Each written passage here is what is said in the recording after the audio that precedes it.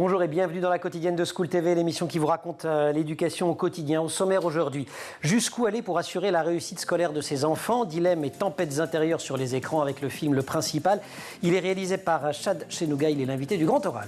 L'Anti-Sèche de Brandon Warrett. L'Anti-Sèche, vous le savez, c'est la façon dont l'actualité résonne dans les programmes actu, anniversaires et programmes d'histoire. Le château de Versailles a 400 ans cette année. L'heure de la récré, toujours avec Brandon, direction le Japon et cette tradition pour le moins déroutante, paraît-il amusante, un concours de pleurs pour les bébés.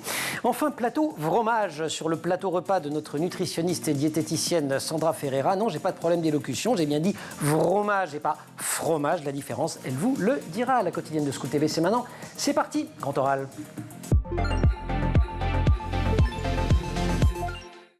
Jusqu'où aller donc pour assurer la réussite scolaire de ses enfants? Peut-on emprunter des raccourcis, tricher avec le système, histoire de donner un petit coup de pouce au destin? Que transmettons à ses enfants de son propre parcours? Ce sont quelques-unes des questions qui irriguent le film Le Principal, avec Roche Dizem dans le rôle titre, une œuvre tendue, prenante, tout en regard et en silence. Elle a été réalisée par Chad Chenouga, il est l'invité du Grand Oral. On va faire sa connaissance. Juste avant, on se met dans l'ambiance. Bande annonce. Un peu de silence dans les couloirs, s'il vous plaît, un peu de silence. Vous êtes le meilleur collaborateur que j'ai jamais eu. Avec vous, j'ai passé mes plus belles années de collège. Alors comme ça, tu vas devenir président. Comment ça, président? Ouais, enfin, directeur. Principal. En vrai, je suis fier de toi. C'est la première fois que t'as pas eu les félicitations. Les moyennes ont beaucoup baissé au 3e trimestre. S'il te plaît, lui mets pas la pression. Excuse-moi d'être attentif à l'éducation de mon fils. Et pourquoi les choses peuvent jamais être simples avec toi? Il a l'air très équilibré comme gamin. Il vous regarde avec beaucoup d'admiration, vous savez. Qu'est-ce que tu fais là? Quoi, je discute juste avec mon oncle. L'autorité qui revient au quartier. Pourquoi tu fermes pas juste ta gueule? L'homme D. C'est l'histoire d'un homme qui décide de transformer sa vie en un jeu de hasard. Ça peut m'intéresser, ça. Bonne chance à tous. En français, j'ai assuré, mais les maths, par contre... Quoi, les maths? Dans l'histoire, j'ai pas tout vu. Comment ça, t'as pas tout vu? C'est demain, l'histoire. Je t'avais des fiches un peu synthétiques, ça devrait t'aider. Ah, ta mention au brevet? Bon anniversaire, mon chéri. Sabri, vous pouvez venir, s'il vous plaît. Qu'est-ce qui se passe avec Naël? Calme-toi, y a rien de grave. Qu'est-ce que t'as fait? Comment vous expliquez tant de similitudes entre le corrigé type et la copie de votre fils? Vous avez quelque chose à me dire, Sabri? Le Principal de Chad Chenouga. Chad, bonjour. Bonjour. Ravi de vous accueillir sur le plateau de la quotidienne. Le point de départ de l'histoire, c'est une histoire vraie. Absolument. C'est un groupe de profs à qui j'ai eu affaire dans un festival avec mon film précédent qui m'a parlé d'un principal adjoint un peu étrange auquel ils avaient eu affaire. Et ils m'ont raconté 2-3 éléments qui sont les éléments fondamentaux de cette histoire. Et je me suis dit, tiens, c'est le début d'une histoire. Et vous avez imaginé cette histoire en choisissant un personnage principal qui est ce qu'on appelle aujourd'hui dans les médias un transfuge, et dans la recherche d'ailleurs, un transfuge de classe. Ouais. Qu'est-ce que ça aurait changé que ça ne soit pas un transfuge de classe dans cette histoire? Je pense tout. Ouais. C'est-à-dire qu'il va faire un acte totalement absurde qu'il n'aurait pas fait et où il aurait été bien plus conscient de l'absurdité de la chose si ça n'avait pas été un transfuge. Là, tout d'un coup, il y a quelque chose il y a une pression qui va lui faire un acte totalement en opposition à ses principes d'origine. Et avec ses valeurs. Et puis il est hyper psychorigide en vrai. Grave. Donc c'est quand même un geste super fort qu'il est en train de faire. Oui. Et absurde, c'est ça qui m'intéressait. C'était l'absurde. D'où la citation qu'on revoit dans la bande-annonce de L'Homme D, qui est un roman culte de Luc Reinhardt. Oui. Un psychiatre, c'est ça, qui dit... oui, alors peut-être que c'est... puisque c'est Yolande Yolande Moreau, qui est le personnage interprété par Yolande Moreau, qui lui suggère de jouer à des moments de sa vie, d'être un peu plus léger et de jouer les décisions importantes de sa vie au dé. Alors que lui, tout d'un coup, avant, il est toujours très dans les marques, il distingue bien le bien du mal, et là, peut-être il a moins de discernement. Dans les marques qui le tiennent, il y a une obsession pour la langue française. Alors ça commence déjà dès la première scène avec cet élève de SECPA qui réprimande parce qu'elle n'est pas capable de... Enfin, elle n'est pas capable, elle est tout à fait capable d'ailleurs, mais elle ne fait pas l'effort de composer des phrases complètes. Il embête son fils avec ça. Il y a quoi derrière l'idée aussi que pour lui, le fait, son frère d'ailleurs, il le reprend aussi là-dessus, il reprend tout le monde en fait sur la question de la langue, c'est le premier outil de l'intégration, c'est ça aussi l'idée? Oui, sans doute, il était prof de français avant, et moi j'ai un goût particulier pour la langue française, je suis né ici. Quand quelqu'un me dit voire même, et même les politiciens, j'ai envie de leur dire non mais voir ça suffit. La fille A, je leur dis la fille 2, donc peut-être c'est en partie un film autobiographique, mais j'espère pas trop quand même, parce qu'il est quand même bien psychorigide, le personnage. Ouais, mais sans que ce soit autobiographique, on voit que c'est un critère essentiel de l'intégration, c'est cette maîtrise de la langue, et que rentrer dans la langue et rentrer dans le contrôle de la langue. Alors il y a aussi rentrer dans le contrôle de soi. Moi je me souviens du bouquin d'un sociologue, dont évidemment le nom va m'échapper, mais je le retrouverai d'ici la fin de l'émission, sur la réussite de transfuge de classe, on appelait pas ça comme ça à l'époque, et il disait il y a tout un travail de maîtrise corporelle. Oui, fondamental. C'est intéressant parce que lui, Roger Izem, en tout cas, il a construit son personnage vraiment à partir d'un costume et puis de 3 éléments comme ça, et tout d'un coup, il accède à une forme de psychorigidité, de tenue, d'image impeccable.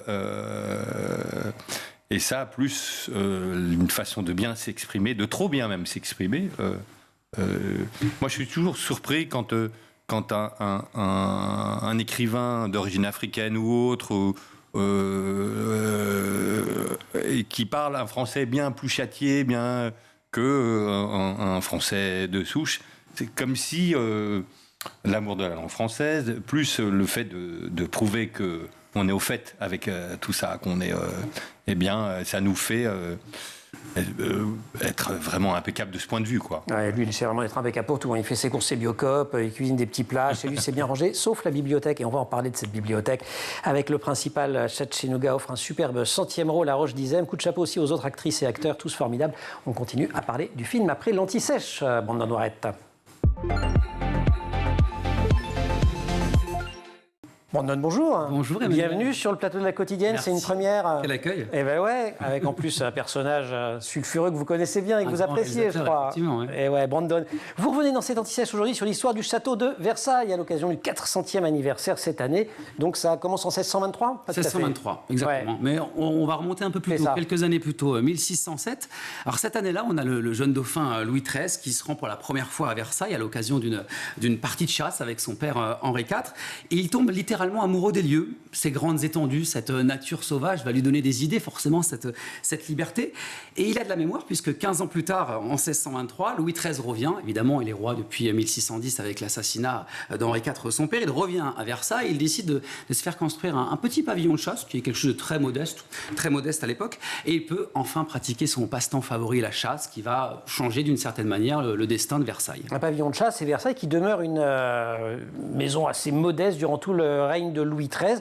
On va donc jusqu'en, rafraîchissez-moi la mémoire, 1648. 1648, oui. Voilà, et c'est avec son successeur que Versailles se métamorphose, Louis XIV, le fils de Louis XIII, qui là passe la vitesse supérieure. Mais oui, et puis lui aussi il tombe sous le charme de ce magnifique château, évidemment, il pense à son papa. Alors il connaît Versailles depuis très longtemps, Louis XIV, parce qu'il s'est réfugié en 1648, évidemment, au moment de la Fronde, cette révolte de la noblesse. Il était menacé, il se sentait humilié, donc il quitte environ 2 heures de Paris, ce petit village versaillais.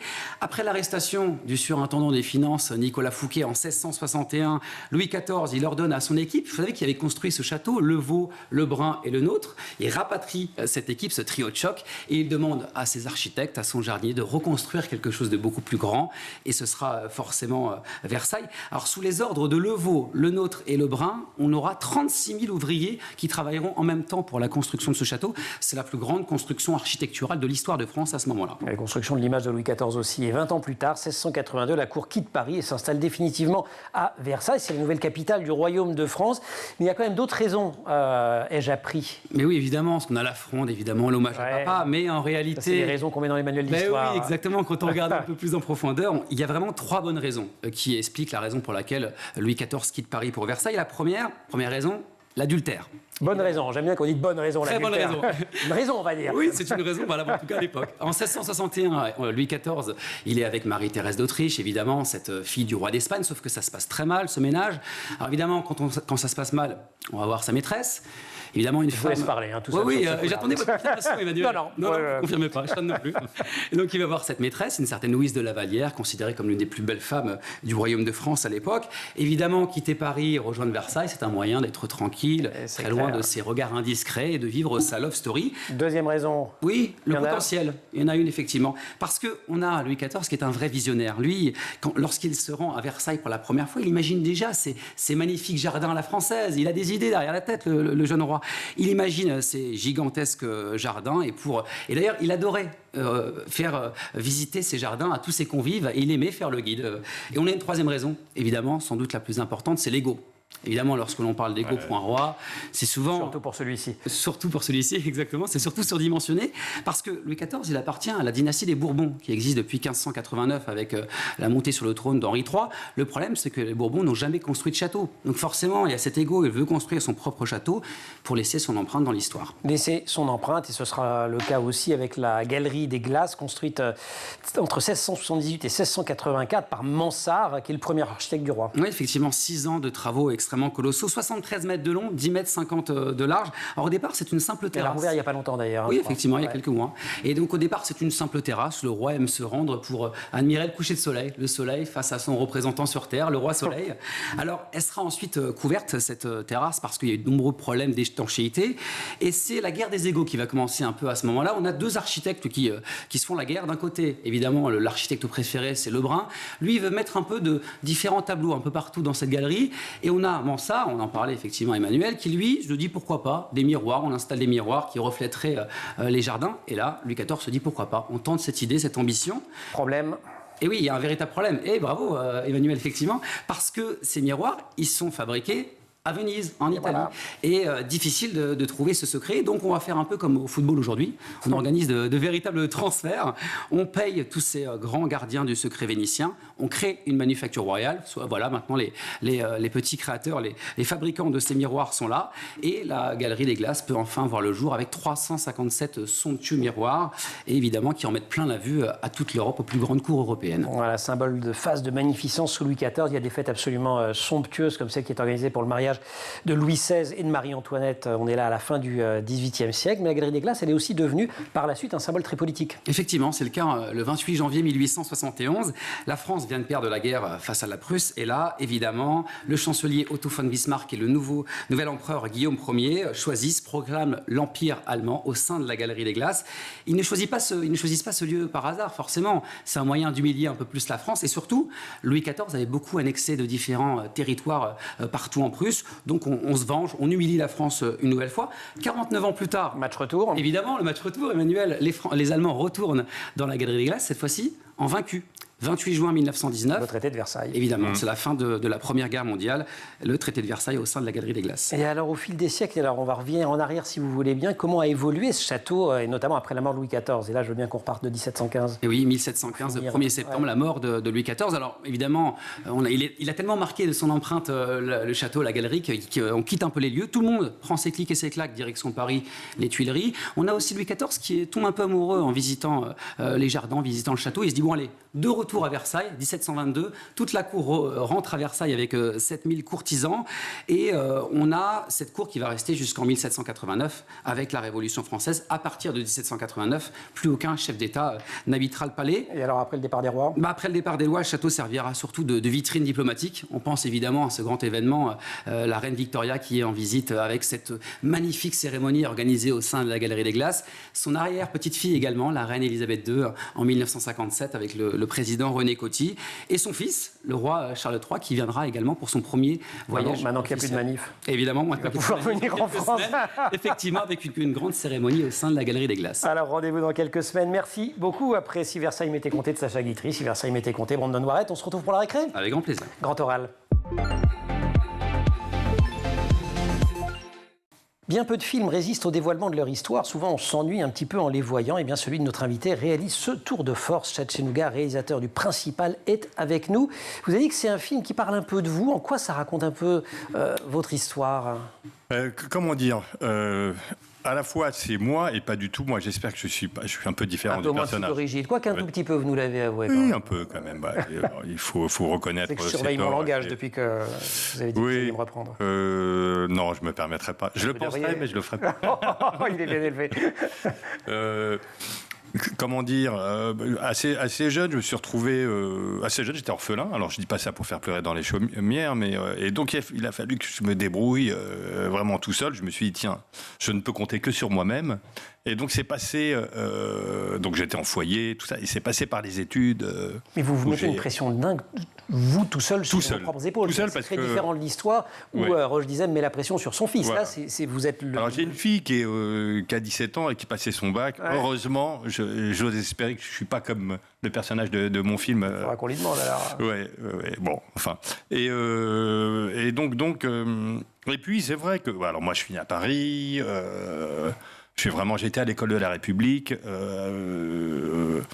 Je parle pas l'arabe, peut-être c'est un tort hein, d'ailleurs, mais j'aime bien boire.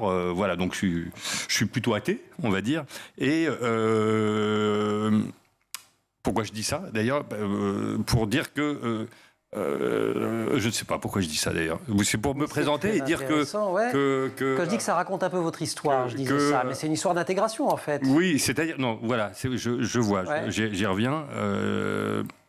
Mais malgré tout, je ressentais une espèce de sentiment où je sentais qu'il fallait bien présenter, donner une bonne image, pas être faillible, pas être un truc nickel, parce que plus que d'autres qui auraient ce sentiment de légitimité. Parce qu'on ressent une espèce de pression comme ça dans le regard des autres, et alors parfois ça peut donner même lieu à la paranoïa, ce qui n'est pas mon cas. Sad, vous choisissez vos mots et ça me fait penser quand même au film sur un autre point, c'est que moi j'ai trouvé, alors peut-être je me trompe, que c'est un film avec beaucoup de silence. D'abord Sabri, il ne parle pas des masses, il prend son temps quand il parle, il choisit ses mots. Il y a une scène notamment où on lui demande son métier à la radio parce qu'il a joué à un jeu, alors il parle à voix très basse, parce qu'il est un peu gêné, il dit « je suis principal, adjoint ». Et dans ce silence entre principal et adjoint, oui, il se présente comme principal, mais il n'est pas encore. Extrêmement éloquent. Il n'est pas encore, mais parce qu'il se voit, peut-être déjà principal. Et c'est vrai que c'est une fonction à laquelle il aspire. On sent une pression parce que c'est censé venir. Il a un très bon dossier, etc. Mais ça ne vient pas encore. Alors, pour moi, vouloir devenir principal, c'est à la fois, c'est pas une ambition démesurée, mais en même temps, à son niveau, c'est démesuré, c'est important, et c'est sans doute la chose à laquelle il pense tous les jours. Le costume très guindé, les apparences, vous le faisiez, ça, vous dites, je renvoie encore à votre propre histoire, se cacher, donner le change quand vous étiez jeune. Absolument. Vous avez lu le dossier de presse. C'est bien. J'ai bossé quand même. Oui. Comme je vous disais, j'étais en foyer. J'étais sans doute on était tellement deux. À ça, je pensais au côté dandy. Oui, mais justement, c'est-à-dire que quand vous êtes en foyer, il n'y a pas tellement de côté dandy. Moi, j'avais comme Brandon, j'étais impeccable, etc. J'avais des petits foulards. Je donnais le change. Et c'est vrai que quand j'allais dans mon lycée parisien, je mentais. Je disais que je vivais chez mon oncle qui avait une profession qui avait aisée, etc. Et je voulais surtout pas qu'on sache que j'étais en foyer. Et, voilà. Et on vous appelait Robert à l'époque. Voilà, c'est mon deuxième prénom. 19 ans, c'est votre deuxième prénom. Pris dans des contre-plongées, des travelling dans la longueur des couloirs du collège, Sabri Lalali, c'est le personnage interprété par Roche Dizem. Sabri apparaît comme sa propre sentinelle chargée de protéger son parcours d'excellence et celui à venir de sa progéniture. Extrait d'un article très élogieux par ailleurs du journal Le Monde sur le film Le Principal. On continue à parler de cette question du rapport à l'excellence après la récré, Brandon. Bonjour Brandon. Bonjour Emmanuel. De Versailles au Japon pour un concours un peu particulier. Oui, vous avez dit faites nourrir, vous avez dit on va torturer des... Et je lui ai dit, moi j'ai une limite, c'est on n'humilie pas les enfants et vous allez voir ce qui va arriver. C'est incroyable. Mais ouais, quand même. Oui, mais vous savez... Vous êtes joueur. Alors...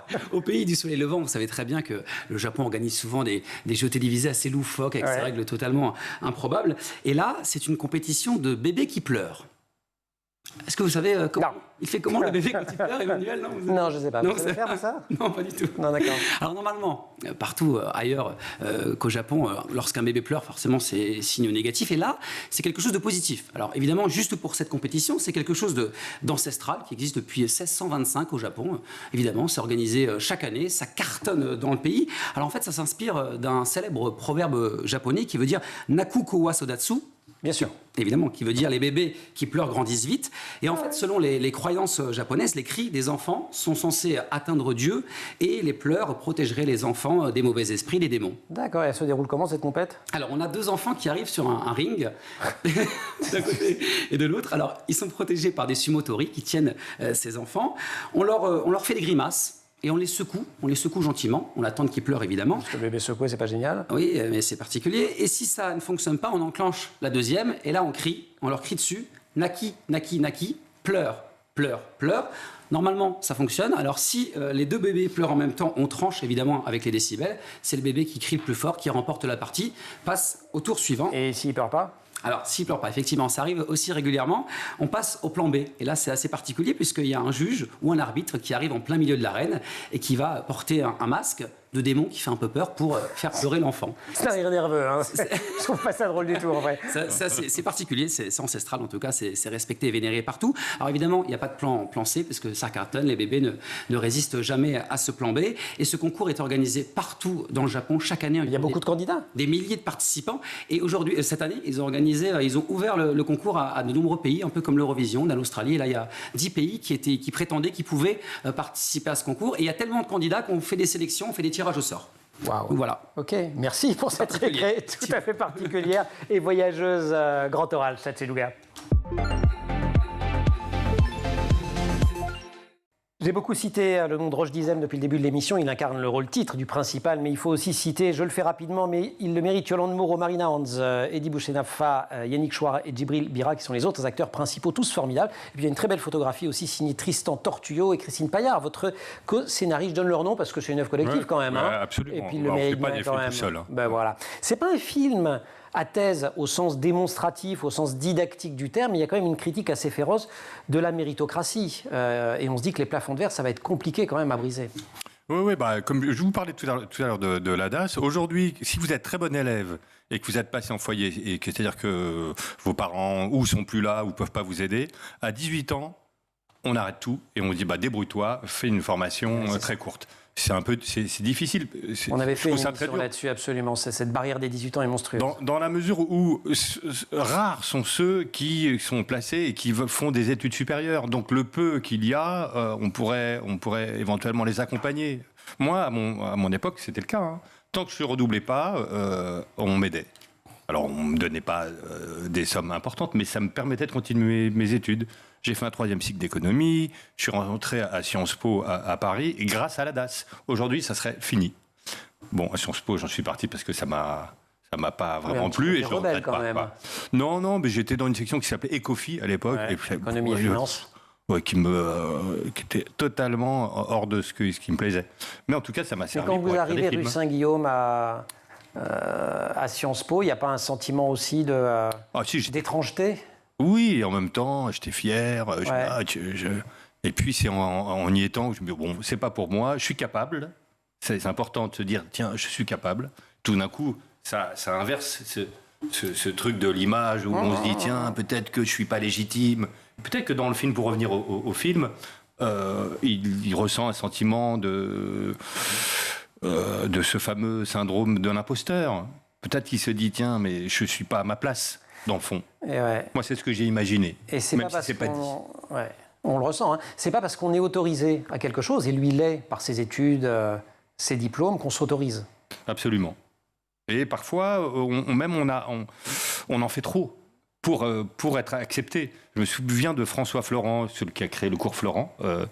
Et c'était vraiment un autodidacte en matière de théâtre. Alors certes, il est rentré au conservatoire et puis à la Comédie Française, mais il en savait 10 fois plus que les autres parce qu'il entretenait une espèce de complexe où peut-être se disait, tiens, j'en sais pas assez. Oui, absolument. Et bon. Et pour ma compagne qui est co-scénariste du film, elle n'a pas fait d'études supérieures longues, mais Elle est tellement plus formidable que d'autres scénaristes. Alors, je suis pas très objectif quand je dis ça. Allez, on va terminer cet entretien sur cette jolie déclaration d'amour. Et puis, on va éviter de vous demander les noms, comme ça, vous ne vous brouillez pas avec les autres scénaristes. Vous restez avec nous, on va parler fromage. Vous savez ce que c'est? Ah bah oui, c'est des... Ah ouais, c'est génial. Attendez, spoilez pas. Ouais. Brandon, merci beaucoup. Merci beaucoup, Emmanuel. Et à bientôt sans doute. Et Sandra Ferreira, plateau repas. Plateau repas, c'est notre rendez-vous hebdomadaire avec Sandra Ferreira, notre nutritionniste et diététicienne. Sandra, bonjour. Bonjour. Séquence fromage. Et vous ne vous êtes pas trompé sur la prononciation. Voilà. Fromage aussi, mais alors Chad, quand je lui ai dit on va parler de ça, il m'a dit ouais, je connais très bien, j'adore ça, j'en mange plein. Non, j'adore ça, j'ai pas été jusqu'à là, mais c'est vrai que j'en ai mangé déjà. J'en mange Bon, plein. c'est quoi, c'est fromage, F-A-U-X plus loin mage. Voilà, fromage, c'est une imitation de fromage, un faux fromage. C'est vrai que je remonte l'apparence, ça a la tête. Hein. Ah bah, ça a vraiment la tête. Et vous verrez après pour le goût. Alors on l'appelle aussi fromage, le V pour vegan ou végétal. Et en fait, on n'a pas le droit de les appeler fromage parce que c'est avec du lait. C'est pas fait avec du lait animal, donc on n'a pas le droit.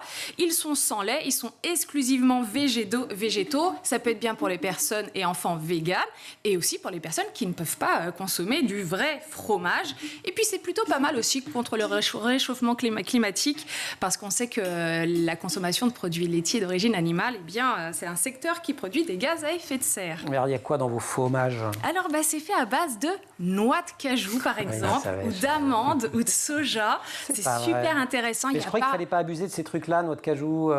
Non, on peut abuser. Alors, je ne parle pas de la noix de cajou, elle est fermentée. Ce qui est bien, c'est que là, on a un fromage, c'est très important, sans antibiotiques, sans hormones de croissance, avec des protéines qui sont bonnes pour la fabrication des muscles, et souvent les personnes véganes n'en consomment pas suffisamment.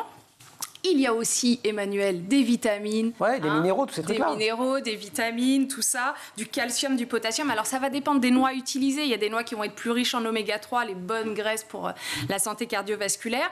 Je vous déconseille d'abuser des fromages, il ne faut pas que je me trompe, ou des vromages à base de graines de tournesol qui sont des graisses un petit peu moins bonnes pour la santé. Et c'est surtout un produit qui contient des fibres. Alors le fromage n'en contient pas. Très bon pour la digestion. Eh oui, pour le transit intestinal. Et il ne contient pas de lactose. Alors si vous ou votre enfant avez des problèmes d'intolérance au lactose, qui est le sucre naturel du lait animal, allez sur le fromage. Ok, donc du point de vue nutritionnel, vous nous avez absolument convaincus comme d'habitude. Du point de vue gustatif, j'ai coupé, je vous cache pas que ça peut avoir l'odeur du fromage, donc ça c'est à vous d'en juger, Emmanuel.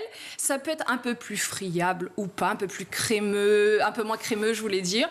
Sincèrement, je vous laisse déguster pendant que je continue à en parler.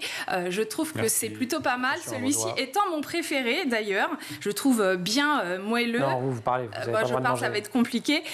Je recommande surtout de regarder les étiquetages nutritionnels. Alors, je veux quand même votre avis. Très bon. C'est pas mal en fait votre truc. Ouais, c'est vraiment pas mal. Je peux vous assurer qu'on a envie de le terminer. Il est très très bien fait.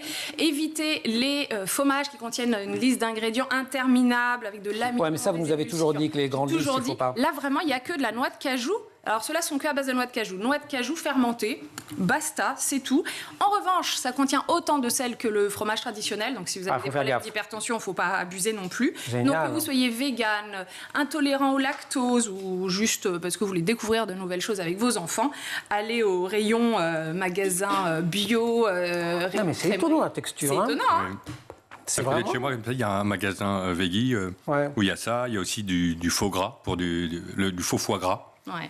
Encore une fois à base de noix de cajou. C'est toujours à base de noix de cajou. Parce que c'est gras naturellement, ce sont des bonnes graisses. Il y a aussi des fromages à tartiner, enfin des fromages à tartiner.